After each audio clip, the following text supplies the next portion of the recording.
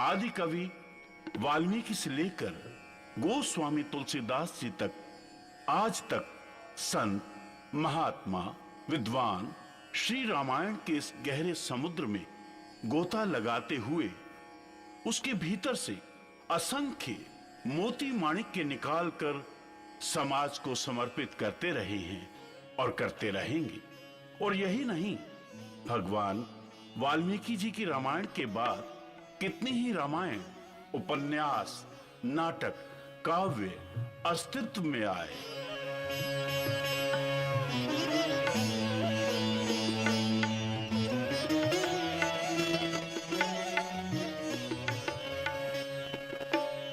ऐसी कितनी ही रामायणें हैं जिनके कुछ ना कुछ अंश हम रामलीलाओं में खेलते हैं। इन्हीं सब ग्रंथ, उपन्यास, नाटक अपनी कल्पना शक्ति के द्वारा हम आपके सामने रामलीला का नाटकीय मंचन कर पाते हैं। तो आइए इस राम कथा का नाट्य रूप में आनंद लेते हैं। जय श्री राम, जय श्री राम, जय श्री राम।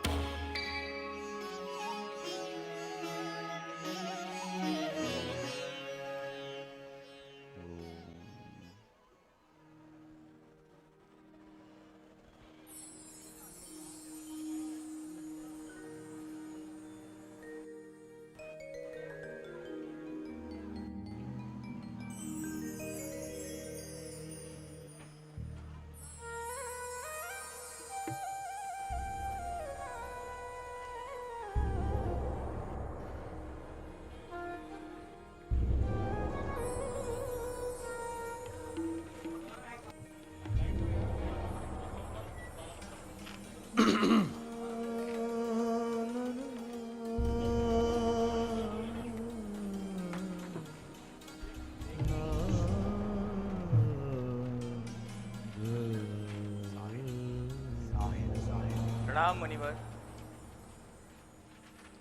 प्रणाम मुनिवर। प्रणाम। आपके दर्शन करके प्रसन्न हुआ मैं। यह अयोध्या के राजा महाराज दशरथ के पुत्र भरत हैं और ये शत्रुघ्न। तुम तो राज्य पर शासन कर रहे थे ना, फिर यहां आने की क्या आवश्यकता पड़ गई?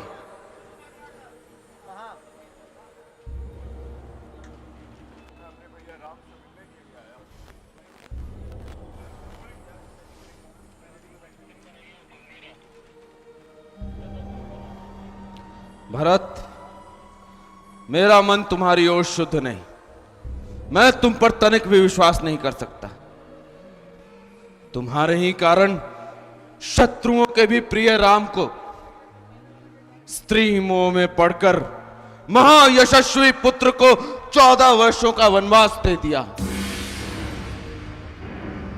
निरपराध राम और लक्ष्मण का अकष्ट राज्य भोगने हेतु अनिष्ट तो नहीं करना चाहते? हे पूज्य महर्षि, अगर आप ऐसा समझते हैं तो मैं जीते जी पृथ्वी में क्यों नहीं समा गया। ऐसा सोचना मेरे लिए मृत्यु के समान है। भैया राम के वनवास में मेरा कोई षड्यंत्र नहीं। ये तो उस स्त्री का किया धरा है जिसने अपने पति की मृत्यु तक कर डाली और भैया राम को वनों में भेज दिया। मैं उस स्त्री का परिचय भी नहीं देना चाहता। यही मेरी पीड़ा की जड़ है। कृपा करके आप ऐसे कठोर वचन ना कहें। मैं तो बस भैया राम को वन से लौटाने के लिए आया। आप मुझे बताएं कि भैया राम कहाँ? उन्होंने कहा निवास स्थान है। कुमार भरत उचित कह रहे हैं मुनिवर, इसमें भरत का कोई दोष नहीं।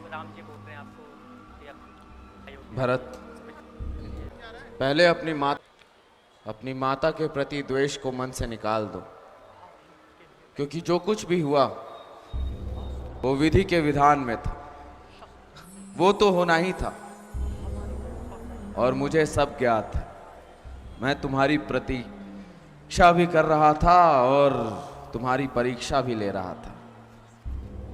मैं देखना चाहता था कि राम के प्रति तुम्हारे मन में कितनी आस्था है और तुम उस कसौटी पर खड़े उतरे हो। श्री राम इस समय चित्रकूट पर निवास कर रहे हैं। यहां से 2.5 योजन की दूरी पर तुम्हें मंदाकिनी नदी दिखेगी।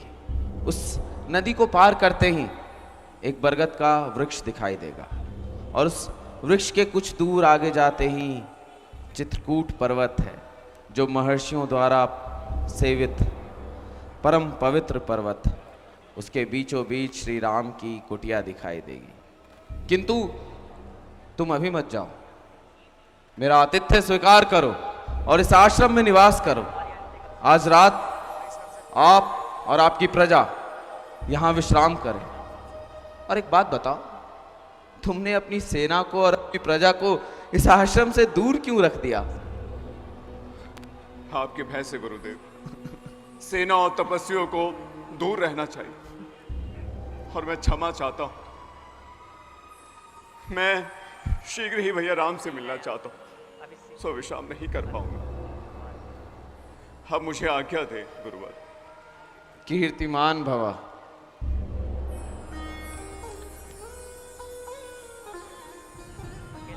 अविलंब श्री राम के पास जाओ भरत। जय हो। प्रणाम।